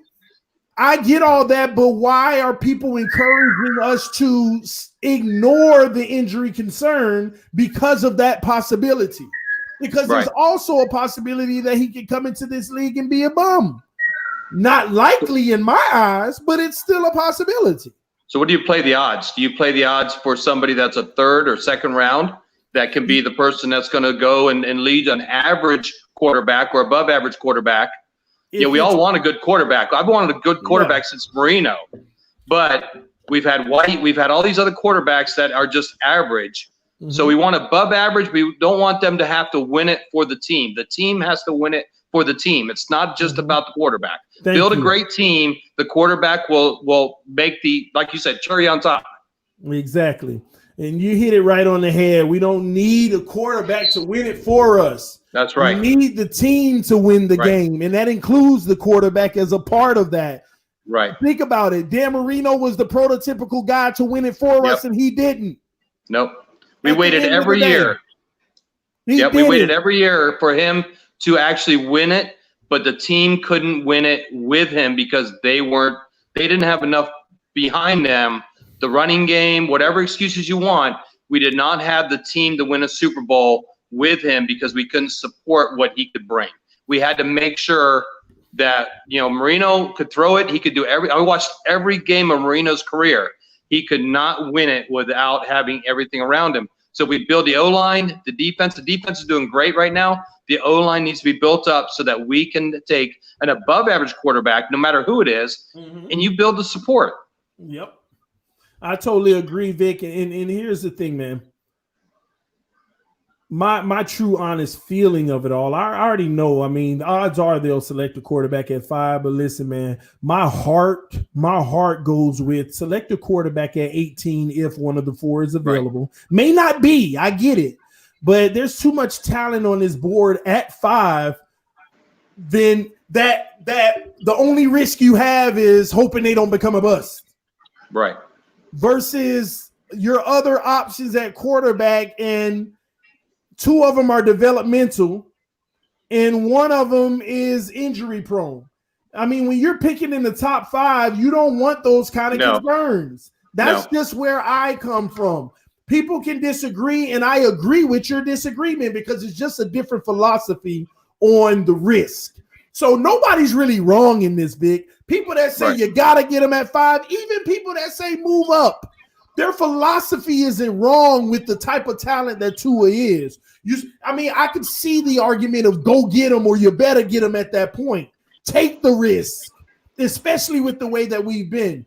But my football philosophy is different. Doesn't make them wrong, and it doesn't make me wrong either. I just rather get one of those more confident pieces early on. Right. And see if you can get one of those guys at 18. Right. And if it doesn't work that way, you continue with what you got and then try next year. Take the surest thing you can get during the draft that is a good piece, put it in place so we can work off that. The other pieces are going to fall in place as we go along. We've got 2 years to build this team, build it with the best players you have without doubt. Don't have doubt. When you have any doubt, then stop. Think about it, back off, then think again. Don't rush into anything. It's like anything. It's like getting married. It's like having a relationship with your boss. It's anything. Make sure you're happy first, then everything is successful after that. Exactly. And another thing I think it is people have this perception that we have to get the quarterback this year. It's not true, ladies and gentlemen. No. That's what Ryan Fitzpatrick is there for. And then if I'm to believe, I already said 10 games, but if I'm to believe what most other people are saying, 7 and 8 games, if that's the case, we're not going to the playoffs anyway. More of the reason that you do not have to get the guy this year. That is not that is not an accurate take. We're being led to believe that we have to get a guy this year. And if we do, it's happening at the number 5 spot. I personally say get somebody at 18. And if one of those 4 guys isn't there at 18, guess what? We didn't get a guy this year outside of the 5th, 6th, or 7th round. Yeah. Build a young stable of good, competent people. Figure out which one's the best for you. Shut off the ones that aren't. Build it the next year after that. And you guys said something about gelling as a team. Look, last year, how much time did we have to gel as a team? All the people we discarded and brought back in. How much time did we have to gel? But under this coach, we had a great gelling as a coach. As a coach could bring a team together and make those 5 wins we had, or 6. You know, we got to make sure that we know that the coach knows these players. He's going to gel them as quick as he can. We exceeded last year beyond fold. And what do you think is going to happen this year that he knows these people's bringing in? This gelling is going to be like Jell-O, man. It's going to be put in the freezer, let it set. We got it. That's all you got to do. I'm expecting it to happen sooner rather than later. I agree 100%. I know some people, I've been on record saying I'm going to give them about 3 to 4 games, but honestly, my true expectations is 2 games. At some it's going to be quick. Yeah, I want to see, because the guys you brought in are smart, intelligent. They know how to play football. They play more than one position. They know each other's assignment. That's a huge part of gelling, understanding where their teammates are supposed to be on the field, how they can help side, everything. So, and Flores is handpicking these guys because he knows them. He knows the way they are. They already gelled. They know what's going to happen. They're ready to play, and that means a key factor to having a great team. Yes, absolutely, man. Vic, you're spot on, man. All right, buddy. No, I appreciate you coming through as always, and thank you for supporting TD Fins Talk the way that you do, man. Love you, bro. Always. Love you guys. But yes, guys, man, the future is bright. The future is bright. We have one of the originals himself. I'm trying to give a great intro. One of the GOATs, one of the greatest of all time, Pat White, ladies and gentlemen. What's up, Reason? What's good, bro? I actually want to give you an example, first and foremost, of a guy who barely played college and ended up winning a Super Bowl. He actually went to 2 Super Bowls. See, I don't even know this. Help me out. Kurt Warner was the third stringer until his senior season at Northern Iowa. And then he started in his senior season. He went undrafted, signed by the Green Bay Packers. And then the rest, as they say, is history. You know, he bounced around and then he found his footing. But it happened, you know, it happens. The thing that fears me more about Burrow is when you look at that list of people who have thrown 50-plus touchdowns or more in college. That's what worries me. But with Tua, I think the reason why I don't think it was ever in a discussion with, like, realistically that he was going to go in the 2nd round. I don't think it was Tua. I don't think it was realistic that he was ever going to fall out of the top 10. And the reason why is, I keep saying, I'll go deeper into it right here, but people got to understand, the risk is high, but the reward is very high, because when you look at this draft, and let's put him in a healthy perspective.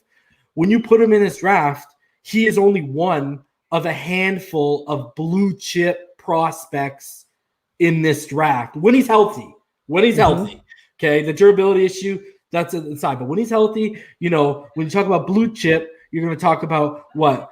Probably a Wirfs, probably a Jerry Jeudy.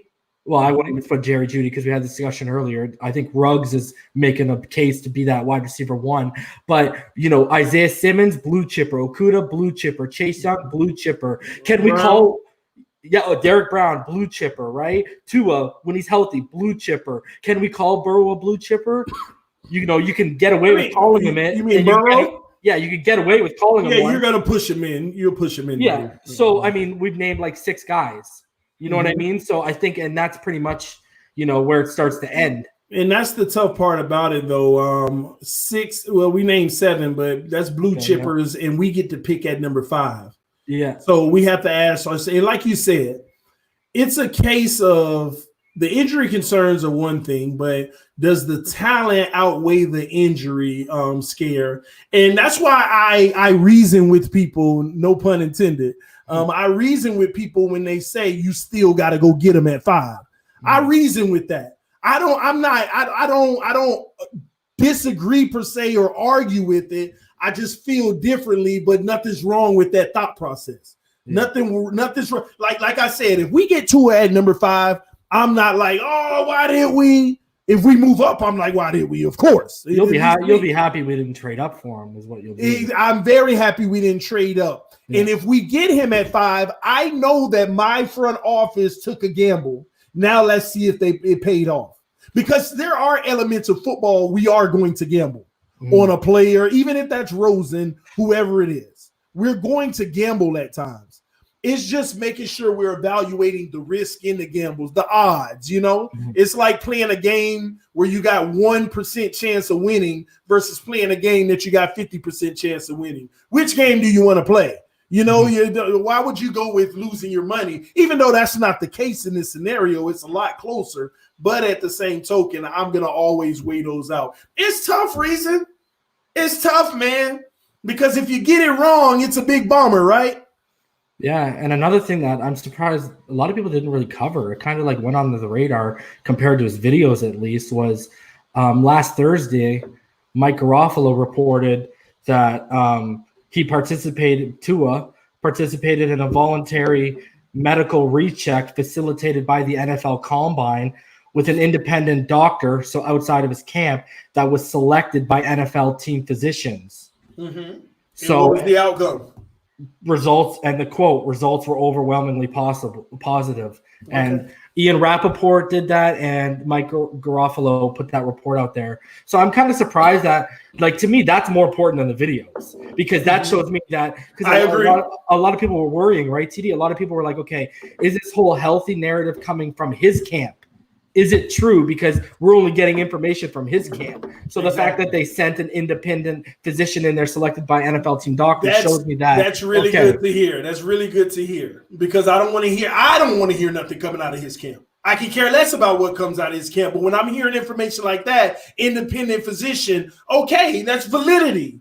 That's validity. But again, it doesn't change for me the fact that I'm not concerned about his hips. Yeah. It's just durability. And you know what? I'm going to be honest with you now. I want y'all to pay close attention to what I'm about to say, because I got to be fair. I cannot be unfair to Tua Tagovailoa in this regard. It's less of a greater risk when he's healed from his injuries.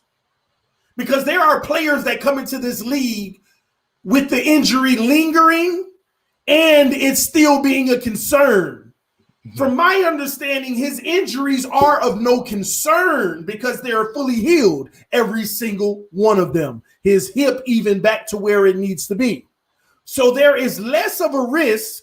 Of course, there's always a risk of re-aggravating it, but it's not the case of going into the draft with it still being aggravated. So that does put a certain level of ease, but at the same token, the amount that he had is what holds me. You're not worried about the hips or the ankles. You're worried that he could get hit anywhere on his body and it could be a problem, is basically what you're getting. That's it. So he has a lot of positives of why Miami can draft him, but there's also some negatives where they just pull out of the deal as well. Mm-hmm. So that's why this is the biggest controversy of the offseason. Tua Tagovailoa, and we all know that. Whatever conversations we want to have, that is the biggest thing that's been discussed for the last 365 days. Excuse me, not years. Oh boy, but it's Tua Tagovailoa, man. But now, any other thoughts about any of those other quarterbacks that I discussed? The Jake Ruddock thing, we talked about it a while ago. It's just curious to me that we're all pretty much convinced they're going to be drafting a quarterback, insert name here, but yet they're already carrying 3 quarterbacks. So it's just going to be really interesting to see who the odd man out is, because why would you sign him for a futures contract? It just doesn't, you know what I mean? I don't think he's eligible for the practice squad. He's not. Yeah, no. So that's what gets me with the Ruddock deal. You sign him on a futures deal, but he'll take a much bigger cap hit than Josh Rosen. Yeah. Exactly. I mean, you see what I'm saying? So I don't know. It blows me. I don't know. No, I mean, Rosen is a bigger cap hit. So it's not like you would favor him over Rosen as far as the cap situation. Yeah. And to be honest with you, we go back to a TD. I know you watched the preseason. Bro, Ruddock looked good last. He looked like that's what I was saying. And people are like, bro, it was preseason. Yeah, I get that, but he looked good, man. Like, yeah, what are we supposed to gauge him off of? That's why when in preseason you look that good, you're supposed to get first team reps. You're supposed to throw him in so you teach the other quarterbacks nothing is given. A young guy can come up and steal your spot. And if he carries that momentum, y'all in trouble. But we never put him into that starter role. Because, and I understand, because the reports we got out of practice is that he was playing well too, Reason. Yeah. So that's why I understood the chess game being played between Fitzmagic and Rosen, but I think Rosen's Ruddock is kind of being done wrong. Give him the shot too. I think 2021, he's going to be our number 2 guy. I think Fitzpatrick's going to ride off into the sunset. And I think whoever we draft is probably going to be the top guy. I think Rosen will be moved on from by then. And I legitimately think they're positioning Ruddock to be that number 2 guy that they groom. And another thing I wanted to point out for everyone, because I know I saw a little bit before I took my daughter out for a walk today, you and Finsanity talking about the second quarterback. And I brought it up on stream before, right? And what I keep hearing, the name I keep popping up, between the Green Bay Packers and the Miami Dolphins is my sleeper of this draft, James Morgan from Florida International. I keep hearing it. I keep hearing that we really like this kid, man. So where would he fall? I think the 4th, 5th round. I think if they're going RG3 Cousins, like let's just say they're taking Tua. If they're going to go with, okay, let's get a backup plan in place because Fitzpatrick's going to be gone next year. We're probably going to move on from Rosen, so we'll just have Tua and Ruddock on the roster. I think James Morgan is the guy, bro. I think if they're picking a second quarterback, it's James Morgan, man. Go look at this kid, man. Beautiful physical. You got the perfect size. Perfect frame. He's got a strong arm. The only thing is he came from Florida International, which is basically as close to a Pop Warner offense as you're going to find in college, right? So that's Don't be disrespect to Florida International like that. Bro, I'm just telling you though. Like, so I think I think he's a legit late round option. Like I know people are like Hurts, and I don't think Hurts is on the radar, man. I think they're going to get one of those top 4, and if it happens to be the guy with durability issues, they're going to wait till that 4th or 5th round, and they're going to try and snap a guy like James Morgan or a guy like Anthony Gordon, someone like that, man. So you see 2 quarterbacks in the draft. If they draft 2 at 5, it would not shock me considering we have 14 picks. I wouldn't be surprised if drafting somebody at 5, 6, or 7 because, again, practice squad is still available there for them if we needed to move them down just to keep them under contract and keep them on the roster. We got 3 in the 5th alone, right? We got 3 picks in the 5th alone. So, talent's going to be bare once you start getting back there. You're going to be reaching for gems, right? Diamonds in the rough. So, telling you right now, that's where you win the draft. That's where you win. Oh, but the only issue is you don't know if you won until years later. Yeah, my philosophy is drafts are won between the 3rd and the 5th.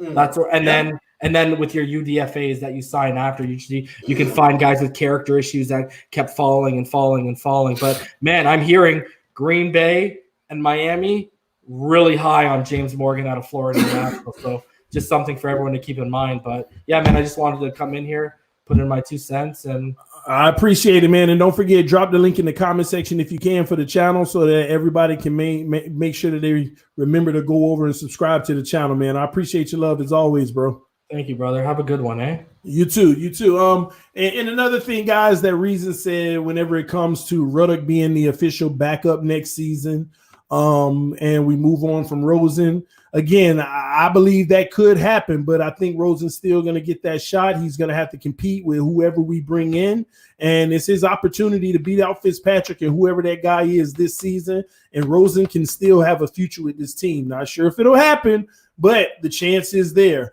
Quint Riddle with the donation said, question, if we move up, not to take a quarterback, but to take Chase and Simmons. Now, Chase, obviously, Burrow going number 1. We would to take Chase Young, we probably have to move up to number 2. Simmons will be there at number 3. If we move up to take him, again, I I can see us doing it, shocking everybody. If on the draft day, the number 3 pick has just been. See, I don't think we're getting Chase. I think he's going number 2, and I don't think we're moving up to number 2. The cost will be too great. But moving up to number 3, you might not have to pay as much as people think. You may be able to get away with your first round pick and maybe just a second. It might just be that simple. Believe it or not, ladies and gentlemen, it might be just that simple. And doing that and taking Simmons, I can tell you now on draft day, if that trade is announced, everybody be like, "Oh, I told you we're going to get Tua." The Miami Dolphins select Isaiah Simmons. That could be that is very likely if we were to move up. Again, I cannot see the franchise that I love selecting Tua Tagovailoa any higher than 5. If we do, I support it. Let's move on. But I can't see that happening. And boy, I can be wrong, and we're going to find out on draft day. For my sake, I hope we're not wrong, because if we do, I don't want to talk about it. And Quint said, or Brown. Yeah. I don't know, though, because here's the deal. One of those guys you still may be able to get at 5. Because if we do have a team that jumps up in the first round and selects Tua Tagovailoa early, Brown or Simmons can actually potentially be there at 5. It can happen. Burrow, Tua gone, Chase gone, and you got Simmons and Brown on the board with the 4th and 5th pick. We're going to get one of those guys. If a team trades up ahead of us to get Tua, which I hope somebody does, I hope they're stupid enough to do it. I hope so. That's going to work right in my favor for sure. Now they'll shock me and be like, Miami Dolphins select Herbert. Oh, it is what it is, but crap, we could have had Simmons or Brown. See, that's going to be the argument then if we get leapfrog. Do you get Simmons, Brown, or Herbert? Or Love? You see? Y'all let me know in the comment section real quick. Who do you go with? Burrow, Tua, Chase is off the board. Simmons, Brown, and Herbert and Love is there. Who do you get? Who do you get? Or Andrew Thomas. Who do you get? That's the dilemma you face now. Because I'm hoping the Chargers just jump up to 3. I really am, ladies and gentlemen. I hope they're the idiots that jump up to 3 and make the decision that much easier for Miami. Herbert, Love, Brown, or Simmons? Y'all said Brown, Simmons, Herbert, Thomas, Simmons, 2 at 5. He's gone. Herbert, if he's good, no one will care where he was picked. Simmons, Love, you get Simmons. Defense. Why can't we trade the 18th pick and the first pick next year to trade up to number 3 this year? Those are options too. We talked about that earlier. But I don't know if 18 and the next year pick will be enough. And it will probably have to be Houston's. We're hoping to do better than Houston's. Somebody said Okuda. Okuda too. Simmons, Herbert, Okuda, Simmons. We better trade up for Tua, Burrow. Listen, it looks like everybody wants Simmons, but that's the dilemma that we run into, because it's not far-fetched to think that the Chargers can move up to number 3 and grab Tua Tagovailoa. It's not far-fetched to think that, ladies and gentlemen. It's just not.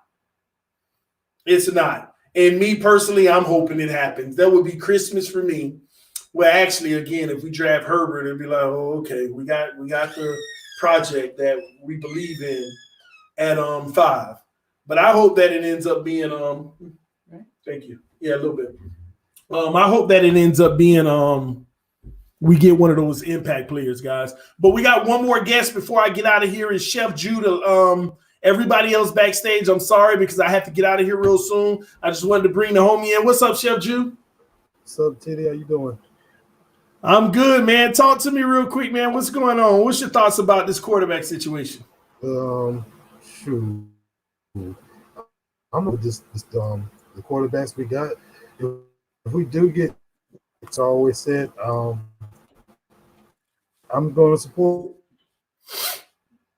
him because he's a part of the Miami Dolphins the same way I did with TD. He's still Fitzpatrick and everything. So Fitzpatrick going to be that bridge gap now. It'll happen.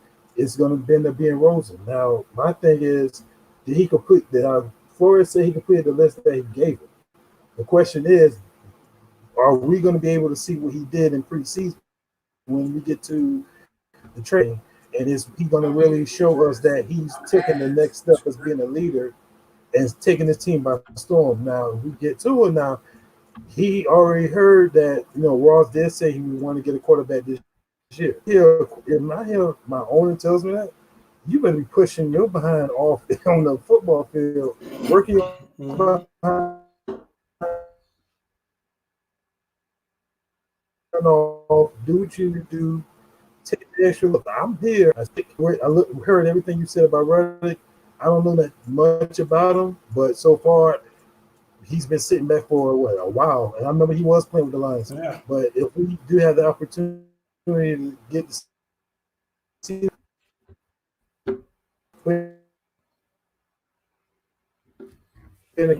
I'm sorry, bro. It's breaking up really, really bad. And year in the preseason.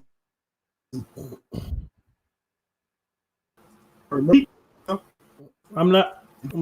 I could barely hear you. It's breaking up really bad. I can hear like every 2 words, 3 words, or something. Okay, hold on. Let me make sure. Okay, because I know you gotta go. I ain't gonna hold you up. No, you're good. We definitely want to hear from you. But no, I agree. Again, we're gonna have to evaluate the position. We're gonna have to evaluate the position as a whole. We're gonna have to make sure that we give everybody the fair shot. And like you said, with Ruddock, man, again, he showed enough to where he deserves more reps. The same thing I was arguing with Balaj last year, but we know that's not his fault. It's just about giving the guy the opportunity. Let's see him play. Let's see if he deserves more time in first units reps. Let's get him in. Let's see what we got, man. But I appreciate you coming through as always, Chef Jew, man. I saw your post on Facebook. I see you cooking, man. You still don't want that challenge, man. Hey, Chef I'm waiting. Jew. I'm All waiting. right. I got you, man. I'm going to have to challenge you on the Patreon. I'm going to challenge you on the Patreon, man. Don't be running. Okay. I ain't running. I'm waiting. Yeah, Lord, my own wife say her money is on you, man. You can't trust them these days. Hey, you helped me out. Hey T, you helped me out, man. You should have did that what you did. You showed me your secret recipe. You showed me your secret ingredients. So I'm like, okay. All right. Hey, I got plenty. I got plenty of secret ingredients. We'll see. It's okay. But I'm gonna hit you up later, homie. All right, player. All right, man. Love you, man. Oh, my bad. But yes, guys, that was the quarterback series. I appreciate everybody tuning in tonight. We have over 240 something people watching. At one point, we had about 290 watching. So make sure you hit that like button, guys. Show your love and support. I'm also come on, get up real quick. Sit right here. I'm just waiting for you to close that and finish watching that. So you can finish watching Die Hard. Yeah, we're going through the Die Hard series. So we're on Die Hard 1, guys. So that's what we're about to go watch together, Die Hard. You gonna say hi? Yeah. Say hey. Oh, and I told him about our video. Matter of fact, I'm gonna post it again in the comment section, guys. Here's me and my wife's newest video on her channel. Y'all gotta go check it out. Hey, Mr. Miami. Even though she's not being 100% honest in the whole video, if you ask me. I'm not being 100% honest. No, you ain't being honest. You trying to make it seem like I'm bad. Whatever. But y'all go check out the video, man, of me and my wife. I put it on the community tab earlier. It already has over 100 people that's watched it. Y'all make sure y'all hit the like button on her video. And make sure you subscribe if you like the content because can I move this to the other screen? Because you can't see? Okay, baby. Okay. Anything for you, okay? Thank you. There you go. You see it now? Yes. All right. Awesome. See what they're saying? Hey, Vic. The class of TDPHINSTALK, Miss Hillary. See? Who said that? I can't. Where am I? Donald Young. Hey, Donald. See how you got these people fooled? Let me see. Can you scroll up a little bit? Just because I couldn't see. I probably missed them. Don't believe it, Fin Fam. Let's see. Tua go kick rocks. Who's Mr. Balkan doing? Hello, Vic. Hey, Juan. Here we go, Dolphins. Here we go. Listen, I'm a better reader than you if you would stop scrolling and give me a minute. Hey, Mr. Miami. They said, what's the channel name? Hillary Michelle. But I just posted the link. It's hard to find because when you type in Hillary when Michelle, you type it in, name, Hillary Clinton and Michelle Obama always pop up. You'll see Michelle Obama. There's so many famous Hillary Michelles out there. Hillary is glowing. Oh, thank you, Clemente. Let's see here. State of Florida is on lockdown. It's been crazy. Is anybody else getting tired of being in the house, like a little bit stir crazy, or am I the only one? I'm going a little stir crazy right now. I'm not gonna lie. But you had me here. Why are you going stir crazy? Yeah. Oh no. Do you need more time? No, I'm kidding. Are you sure? Yeah, we can watch the movie together. Oh, I'm good. I don't know what time you were getting off. So, Miss TD, a good movie is 3 billboards outside of Ebbings, Missouri. Let me write that down because we've been needing movies. Money Back 21 say he just subscribed to your channel. Thank you. Thank you. Awesome. I'm excited. Okay, what's the movie called? What is that called? Because I need to write Reason it said down. hi. Hey, Reason. The movie is called 3 Billboards Outside of Ebbing, Missouri, I guess. 3 billboards. We need like movies and series right now. That's exactly why she's crazy, TD. Outside of... Okay, I got it. I'm going to watch that. Mr. Miami 305 said, what's up, Sister Hillary? How you doing today? Hey, Mr. Miami. How you I am feeling doing today? great. I'm feeling a little bit stir crazy, but that's okay. I'm feeling great. How are you? Woody Harrelson, bunch of good actors in it. EM said, hey, sister, I don't... He said, hey, sissy, I don't like you. So why? Yeah, he's pretty mean to you, baby. No, he didn't. No, He no. said, hey, sis, Ian loves me. Now I have a job to make everything EM says negative. You shouldn't. Yeah. Ian's a good guy. I still got a restraining order on him. His words are just ridiculous. So it's like battery to my You're ears. so crazy. Hey, Mr. Ballgame. Mr. Ballgame in the house, yeah. Good movie for Sue. I think he meant sure. Hillary won the improv challenge. Thank you, Finsanity, stop lying. Y'all go check out the video. Let me put the link again because Finsanity, you need to stop being a homer. You know good and well she didn't win the challenge. That's my Y'all go check out the video I just posted. And y'all tell me if she won the challenge or not. Somebody's name is Tua Tagovailoa on their thing. Who? Tua Tagovailoa is Black Love is Beautiful. Oh, thank you. Let's see. Hillary always wins. Oh my gosh. Clemente. Thank you. Y'all are my favorite. 3 Billboards is a great movie. We gotta find it. Is it on Netflix, Hulu? How can we watch it? 3 Billboards, great How movie. can we watch 3 Billboards? I wrote it down. Where can we find it? We've been buying and renting movies. Yeah. Because we literally have been out I've of seen series. everything too. I haven't seen everything. Well, you haven't. It's hard for you to think of things to let me see. So You got a new subscriber in Sun God Simmers. Subscribe to your channel just now. Just got a notification of it. Yay. Okay, let's see here. Please let me know where I can find that movie, and if you have any other good movie or show suggestions. My friend Grant told me that we need to watch a show called like Ozarks. Have y'all heard of Ozarks before? Check out Ozark on Netflix. Okay. I saw Bad Boys 3 too, and I loved it. I saw all of them at have once. y'all seen All American on? Yeah, we've seen All American. Is our favorite show right now. Yeah, we've seen all of those. We've seen all of it. We love All American. I love Daniel Ellsworth. But Ozark, did you write that down? Ozark? Grant told me to watch Ozark. They didn't say anything about it, did they? I seen. Check out Ozark is good. Okay. Ozark is great. Ozark is good. It is odd but good. Ozark is amazing. What is Ozark it about, dope. though? Oh, well, it doesn't matter. Enough people done got me, so we're gonna check it out. Let's check out Maybe after we finish the Lethal Weapon series. What is it? Die Hard? It's Lethal Weapon, not Die Hard. But I want you to watch Die Hard too. All of them. Die Hard, so I don't even know why I mentioned Die Hard. Yeah. TDPHINSTALK is my favorite show. Oh, Clemente. I'm gonna check out Ozark tonight. Check that out, Chef Jew. Mile 22 is a great movie. Let me write that down. Mile 22 we saw. I have never. You just don't remember. We saw it. I've never seen Mile 22.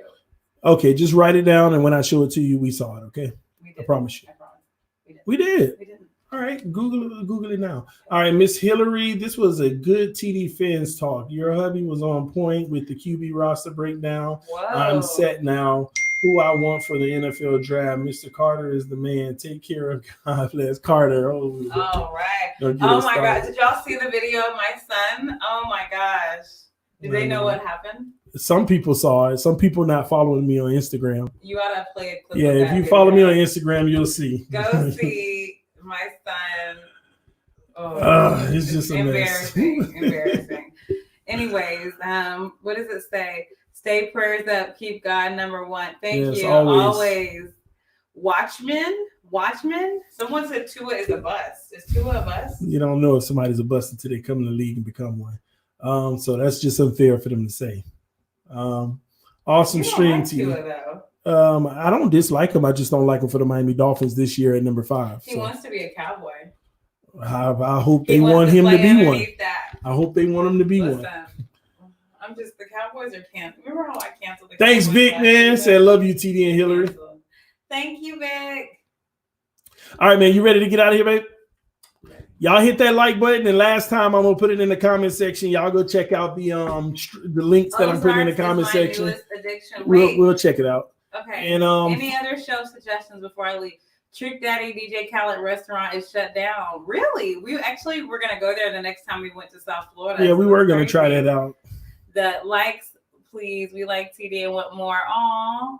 Thank you, Rhino. She a Cowboy fan. Yes, unfortunately. Yes. Did y'all see that nasty meme about if you had to get rid of one NFL team to get rid of COVID-19, which NFL team would it be? Probably the Cowboys. No, it said why the Cowboys. It automatically assumed that everybody's gonna pick those bums. I mean those good guys. All right. Peace, TD and Hillary. Love y'all, family. Dedicated Survivor. Netflix. Dedicated Survivor. OMG. Wait, does he mean Designated Survivor? Because if you mean Designated Survivor, he must be mean Designated Survivor because I've seen all those. I'm waiting on more. She needs to go to my Cowboy fan. You have a Cowboy channel? Who has a Cowboy channel? Jump to. Child, we've been watching that silliness, Tiger King. Oh my God. Tiger King. Carol Baskins. That is the craziest show we've Carol ever Baskins took out 2 of hips, man. Carol Baskins. That evil lady. Tiger King is a mess, man. It is a mess. Just all the craziness, man. That's the crazy. And you know, when you finish watching it, you realize it ain't got nothing to do with the Tigers. It really doesn't. And what's crazy is I didn't even know that was legal, but I thought when I first saw the preview before they said it was based in Florida, I was like, I bet you this show is in Florida. Only the craziest stuff. Tiger King, man. I see why everybody watching it. It's crazy. Read the last comment. Carol, get me out of this sewer. Wait, did Kenneth Williams post another comment? Carol definitely murked her husband. Like definitely. Kenneth Williams, where he at? I don't see his last comment. TD, did you hear about us signing Vince? Did you hear about Kenneth said Dolphins Super Bowl champs, that good movie. Oh my gosh. Did you hear about y'all signing Vince? Somebody had a question. Vince, I don't know what we're talking about. TD, all you need now is a tiger. All right. No. I don't need my wife using nothing against me. I ain't trying to turn her into Carol Baskins. I would never be Carol. Carol Baskins says she'll never be Carol Baskins either. Oh my gosh, that's so funny. Someone says Tua TDPHINSTALK says stop cussing. What happened? Tua? Yeah, Tua is the curse word. You guys watch The Walking Dead? We've never seen The Walking Dead before. But baby, you don't like movies like that. That's not true. It's not even a movie. It's a show. Oh, Vince Basil? Yeah, he signed the tender or whatever. Yeah, that just means that he signed a guaranteed deal to be on the team. And he's been one of the players who's been coming on as of lately. And he's earned that tender. I think he's going to count against the cap about $2.3 million with that signing. Powerhouse, just so you know. Walking Dead is probably too scary for you, Hillary. You think so? I'm trying to get her to watch some scary movies, but she's not down for it. I want her to start out watching Saw. Because Saw was the first movie from a scary movie standpoint that shocked me. Like Saw number 1, that's where it all started for me. Like we done went through a whole movie and the whole time it was that. And I ain't trying to give it away for those who ain't seen it. For the whole freaking movie and right there. Y'all, and those who've seen Saw, y'all know what I'm talking about. That blew my mind. So I watched like the next 4 Saws after that. After like 3 or 4, it was like whatever to me. But Game of Thrones. Oh, yeah, we saw the whole Game of Thrones in like 2 weeks. In like 2 weeks. Every season. Every single season and then got caught up. We didn't go to work. We literally like took shifts for breakfast, lunch, and dinner, and we only slept 2 hours a night. We binge watched that heavy. The greatest show of all time again still hasn't changed for me. 24. I don't care. I've seen it just about all of it. 24 just nothing has been better. No, but I think Game of Thrones is neck and neck with 24. Yeah, you can say neck and neck. Two different type things though, but the politics of it make it on par with each other. Neck and neck for sure. Yeah, 24. Is just the greatest. I mean, it's just the greatest. That Keith Sutherland is a bad actor. Yes. Like he's phenomenal. Because like I told you, when I first started watching 24, it was in college. My roommate, we were off campus in an apartment, and I had a roommate, and he used to always stay in a room watching 24, and I'd be like, man, we going to the park to play basketball. Get up out of that room watching that trash. Come on. Man, we going to the mall, man, to go meet some people. Get up. Come on, man, let's go. And he'd just be like, no, man, don't knock it until you see it. And I never forget, man, the first time I saw 24, I watched the first episode, and it was like a 5 out of 10. But the 5 out of 10 made you want to see the next one. Like, okay, I'll watch the next one. Then it was a 6 out of 10. Then I watched the next one, and then I didn't go to class for 3 days straight, and I got through 7 seasons, and it was the greatest thing of all time. Y'all better check out 24, man. Carter, you introduced it to me, and I didn't move from the couch. Same thing. She didn't want to watch it. She watched the first 3 episodes, and we stayed in the house for 2 days, 3 days straight, and we watched the whole thing. You called in for work and everything. That's the good thing about this Rona and that we're working from home, because we're bad binge watchers. Like once we find a show that we like, we get addicted. We don't sleep. We don't eat. We don't work. If it's been an old series, we will keep watching. It'd be 5:30 in the morning. Yeah, let's just play another one. Yeah, we just watch. We'll fight to stay up. Like we're horrible binge watchers. Yes. Check out Money Heist, TD and Hillary. Money Heist. I think I've seen Money Heist. I haven't seen it, so yeah, put it on the list. Money Heist. Okay. Hey, Mr. and Mrs. TD Fins up. What's up, Janus Pierre from Facebook? Shout out to you, homie. Watching us live right now. Yeah. TD, have you seen Any Giving Sunday? What is I recommend Any Given Sunday. You know, I always recommend that to people on this show to watch Any Given Sunday. That's a movie, football movie. It's a good movie. I love football movies. You never showed me. Just Any Given Sunday, Draft Day, and Concussion. Those are 3 must-sees to Draft Day. Help you understand the NFL from a deeper level. Love Hard Knocks. We need to find all the seasons of Hard Knocks. Though. You only saw last season with the Raiders. Love Hard Knocks. We got to figure out how we can find all the seasons so you can see it, because they're kind of funny too. And football shows, I love it. It's really awesome. Yeah. So, but let's get out of here. All right. I'm ready to finish watching the movie because it's already late. But we love y'all. We appreciate y'all tuning in. Don't forget to check out Jenny said Ozark. We're gonna check that out this week. But don't forget to check out me and the wifey's new video. What is it called? Who's More? Who's More? Yeah. So I just put the link in the comment section. All right. So hit the link on the comment section. You can go check out that video. Please leave a comment. Let her know what you think. Let her know what you think about the video, so she'll know how she can provide y'all with bigger and better content. All right. This TD Fans Talk, home of the real Miami Dolphin fans. Check it out with the wifey, the beautiful, the gorgeous, the just lovely Miss Hillary, Mrs. TD Fans Talk. You ready for our dance? Which one? How it go? Okay, which one? Okay. Wait, which way? Which way? This way. Okay. Okay. Hey. Hey, you going the wrong way? We out, y'all. We love y'all. We'll see y'all soon, man. Peace.